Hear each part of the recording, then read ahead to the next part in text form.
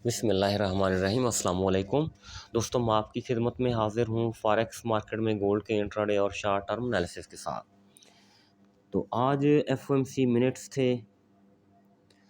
तो उस वक्त दो चीज़ें थी, डेली टाइम फ्रेम में आते हैं, 4 आवर में आते हैं।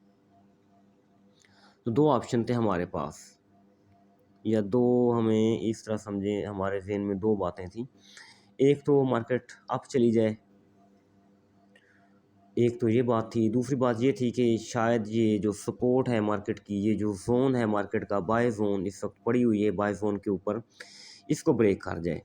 लेकिन मार्केट ने ना ही तो अप गई और ना ही ये जो जोन है बाय जोन इसको ब्रेक किया। दूसरे अल्फाज में ये समझें कि कोई ख़ास इम्पैक्ट नहीं दिया। तो इस वक्त मार्केट 2607 के ऊपर प्ले कर रही है। जोन अभी तक वायलेट है। तो डेली का जोन है ये, जिस तरह प्रीवियस वीडियो में मैंने बताया था आपको कि ऊपर हमारी बेरिश इनगल्फिंग पड़ी हुई है 2642 2647 के राउंड अबाउट।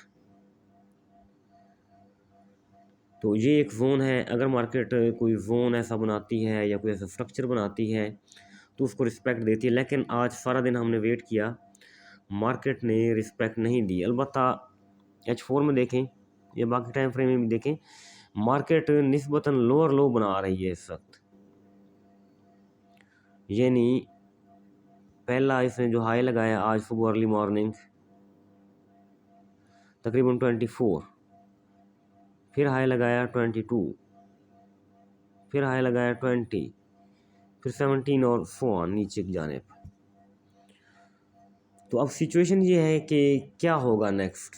सबसे पहले CPI डेटा है कल, तो उसका इम्पैक्ट भी मार्केट शो कर सकती है। और अगर इसी बेस के ऊपर मौजूद रही तो दो ऑप्शन हैं, या तो ये बेस है जो सपोर्ट है, जोन है, बाइंग एरिया है, इसको ब्रेक कर जाए।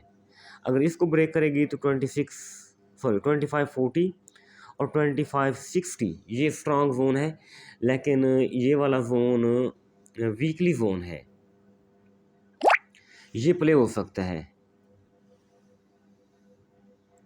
लेकिन ये खासा नीचे पड़ा हुआ है। इसको मतलब इस वक्त तक मतलब इस तरह कहें कि जेन नहीं मान रहा अभी कि मार्केट इतना नीचे भी डिप लगा लेगी। देखिए ना, सिंपल सी बात है, मार्केट 85, इसने ऑल टाइम हाई लगाया 85 के ऊपर। तो अब तकरीबन 2602, तकरीबन इस तरह समझे $80 नीचे आई पड़ी है मार्केट। अगर वही 40 वाला फार्मूला यूज़ किया जाए तो कल इसने 40 से रिजेक्शन नहीं ली, फिर 60 से रिजेक्शन नहीं ली, अब 80 से। तो 80 से रिजेक्शन लेना बनती है। अगर 80 से रिजेक्शन ना ली तो फिर $100 पूरे करेगी, तो मज़ीद $20 नीचे आ सकती है। तो जब $20 नीचे आएगी तो 80 85 MT4 में एक जोन पड़ा हुआ है, तो राउंड अबाउट यहाँ भी मार्केट इस एरिया को टैप कर सकती है। यानी अब हमारे पास तीन एरिया हो गए, 2602 से लेके 2593, और यहाँ राउंड अबाउट 85 का जोन पड़ा हुआ है। 85 नीचे है 2560 और 2543, ये हमारा वीकली जोन है।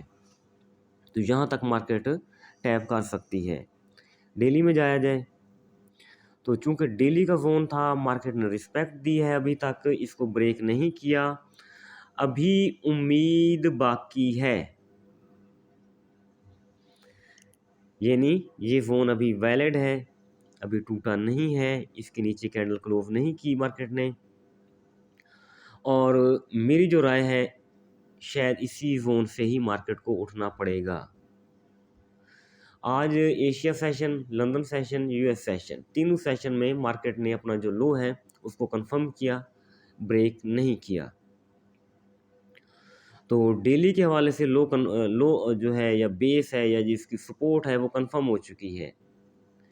तो बेहतर यही है technically, as per chart, as per technical, market को यहीं से थोड़ा बाउंस लेना चाहिए। तो अगर वीकली में आते हैं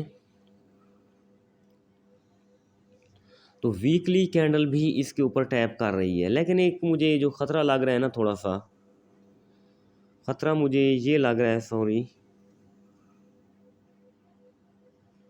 वो ख़तरा ये है कि इधर ये बेरिश इनगल्फिंग बना रही है किसी हद तक। सॉरी, बेरिश इनगल्फिंग नहीं, इसको कहते हैं, वो क्या नाम है इसका, इवनिंग स्टार। और ये जो स्ट्रक्चर होता है ये सेल का स्ट्रक्चर है। अगर इवनिंग स्टार से हट के भी देखा जाए, मार्केट ने एक कैंडल ने अच्छी रिजेक्शन दी, उसके बाद सेल कैंडल आई, ठीक है जी, तो उसके बाद कंफर्मेशन के लिए उसने दूसरी सेल कैंडल दी, प्रीवियस कैंडल का लो ब्रेक किया। तो एक तरह करके ये ना सेल स्ट्रक्चर बन रहा है। तो ये सेल स्ट्रक्चर मार्केट को नीचे धकेल सकता है, नीचे पुश कर सकता है। तो अगर मार्केट को नीचे पुश करता है ये वाला सेल स्ट्रक्चर, तो 2543, 2561 ये वाला जोन प्ले हो सकता है किसी हद तक।